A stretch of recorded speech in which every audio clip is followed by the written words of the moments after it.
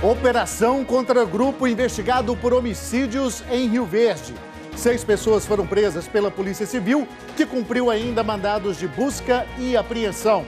Vereador suspeito de facilitar fuga no presídio de Lusiânia se apresenta na delegacia da cidade. E o exame confirma que menina de 11 anos foi estuprada em Anápolis.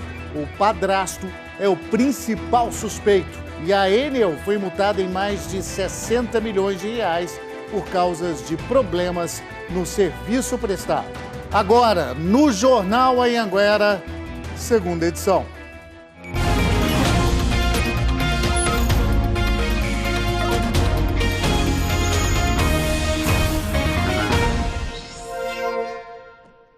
Olá, muito boa noite para você. 7h12, estamos de volta e juntos aqui no Jornal Anhanguera, segunda edição, com as principais notícias da sua cidade, da sua região.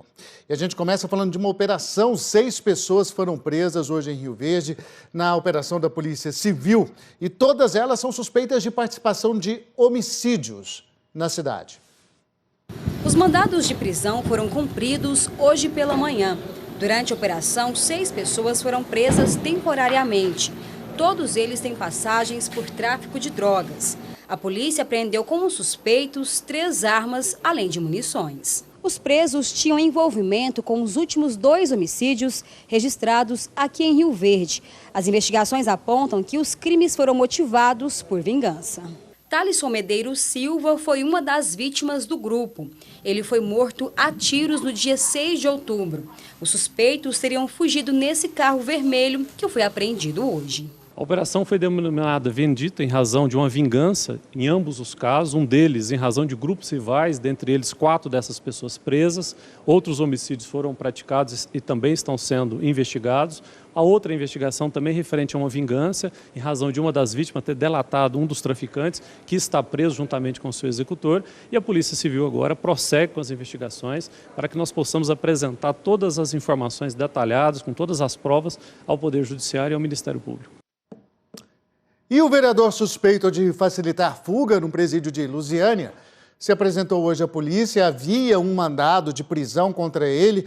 Então, vou conversar com a Ana Caroline Mota, ao vivo, né? E esse mandado, então, foi cumprido hoje, né, Ana? Muito boa noite.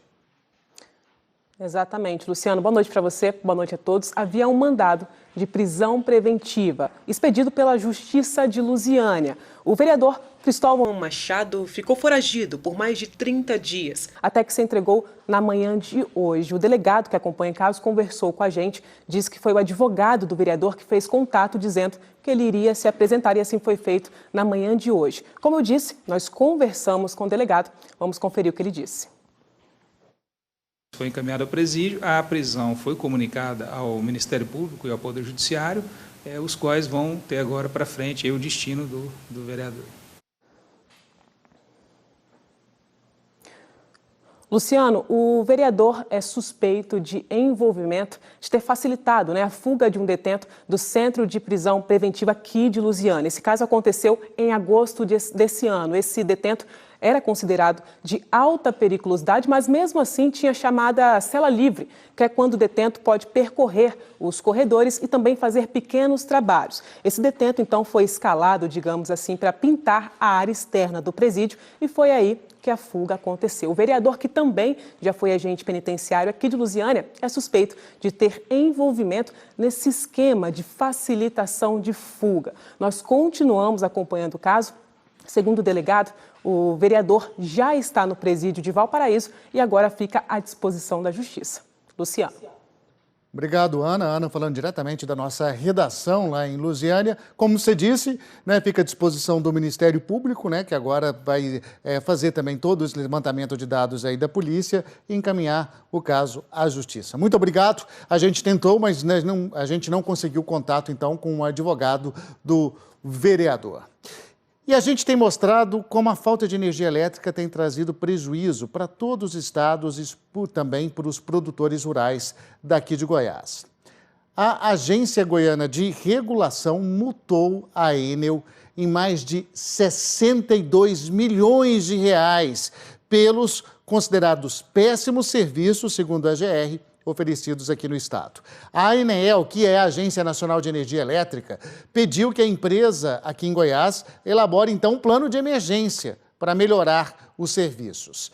A Enel disse que a multa aplicada pela agência goiana se refere às questões relacionadas ao atendimento comercial, e isso no período de 2018 e início de 2019. A empresa, a Enel, falou ainda que está analisando o relatório da GR e diz que reforça o compromisso com o Estado para a continuação do plano de investimentos que, segundo a empresa, tem sido cumprido. Olha, choveu muito aqui em Goiânia hoje, a previsão de temporais para todo o estado amanhã. Veja como fica o tempo.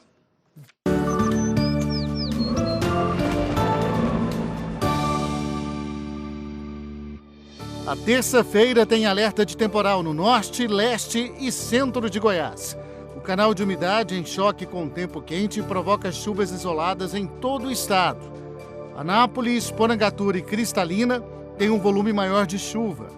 Em Lusiânia e Catalão, máxima de 29 graus.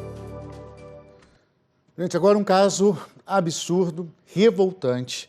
Um menino de 10 anos viu a própria irmã sendo estuprada pelo padrasto deles em Anápolis. A mãe da menina chegou a não acreditar nesse absurdo, só que aí teve uma reviravolta.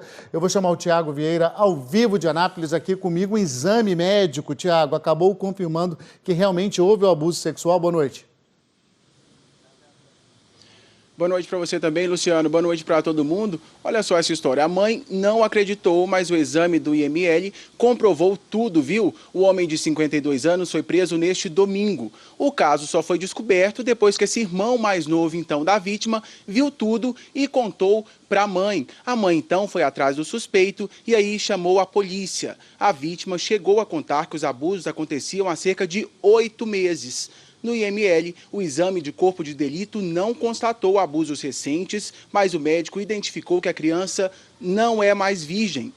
O suspeito negou o crime, mas foi autuado por estupro de vulnerável. Luciano. Tadinha, né, dessa menina. A gente, claro, vai continuar acompanhando essa história, mas importante o detalhe do exame aí nessa investigação. Queria saber, falando em investigação, Tiago, daquela outra história, do outro caso de uma mulher que foi morta nesse fim de semana, parece por causa de disputa de drogas. Outro caso revoltante aqui, viu, Luciano? Essa mulher aí, a vítima, estava bebendo com 2 homens e usando drogas também, segundo a polícia. E aí eles teriam se desentendido. A suspeita é de que esses 2 homens teriam espancado essa mulher até a morte. Depois de tudo, eles colocaram o corpo da vítima debaixo de um caminhão. Foi a mulher do caminhoneiro que saiu, então, e encontrou esse corpo lá e chamou a polícia. Rodrigo Cândido Silva e Sidclei Dias da Silva foram presos em flagrante. O detalhe, eles confessaram tudo. Agora, o motivo dessa briga não foi revelado pela polícia. Claro, Luciano, a gente segue acompanhando daqui. Eu volto com você. Depois dessa confissão aí fica mais fácil saber o motivo, né? Porque aí depois de preso também a polícia pode investigar melhor e até mesmo ouvir mais esse depoimento dessas pessoas, né, Tiago? Muito obrigado. Agora um rápido intervalo e a seguir, mulher suspeita de matar o filho de 6 anos, aquele caso de Santa Helena, arranca um dos olhos dentro da cadeia. Agora ela deve ser internada aí numa unidade psiquiátrica. E ainda, caminhoneiro morre num acidente grave na BR-452.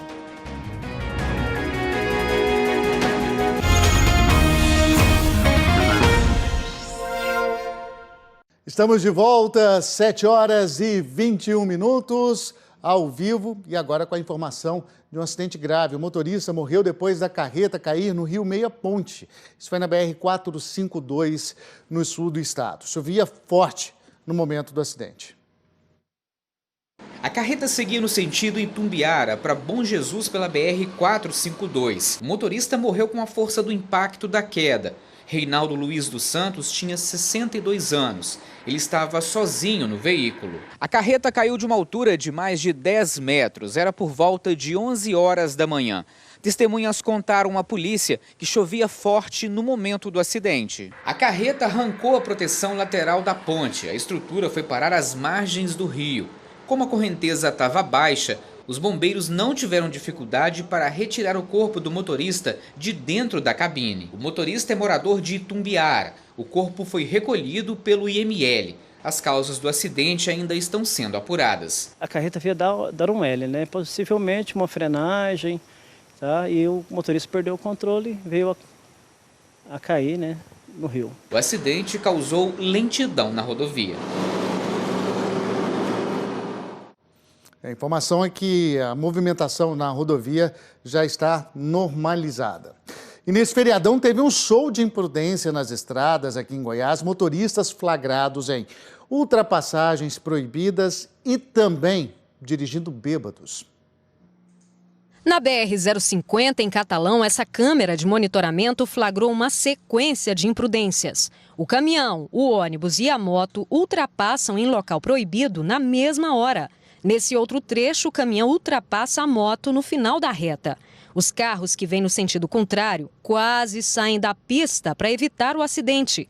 Ao todo, foram 579 infrações desse tipo nas rodovias federais de Goiás nesse feriadão. Número bem maior que no ano passado, quando foram 262 flagrantes. A maior consequência de uma ultrapassagem é a colisão frontal.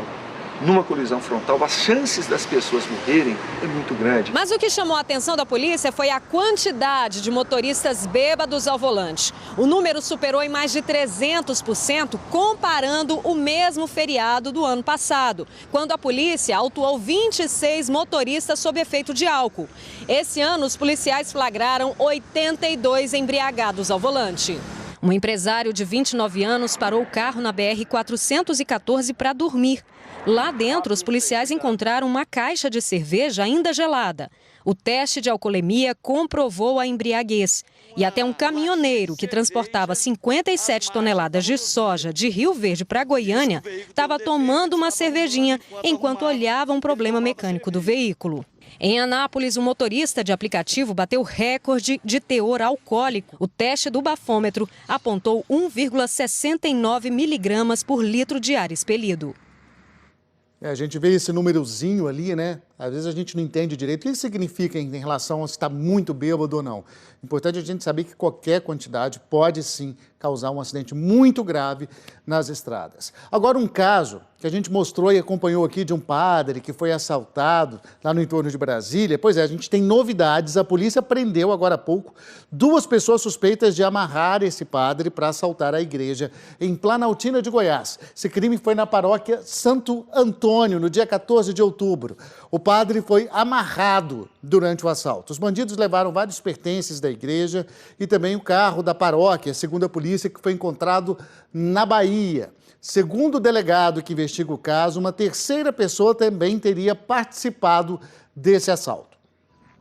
Foi possível descobrir que o Eric e o Ira, juntamente com o Michael Douglas Martins, cometeram esse crime. O Michael Douglas acabou falecendo no confronto com a polícia no dia 16 do mês passado aqui na região de Formosa, em Goiás. E hoje, para finalizar o caso, nós prendemos os 2 autores que ainda estavam soltos.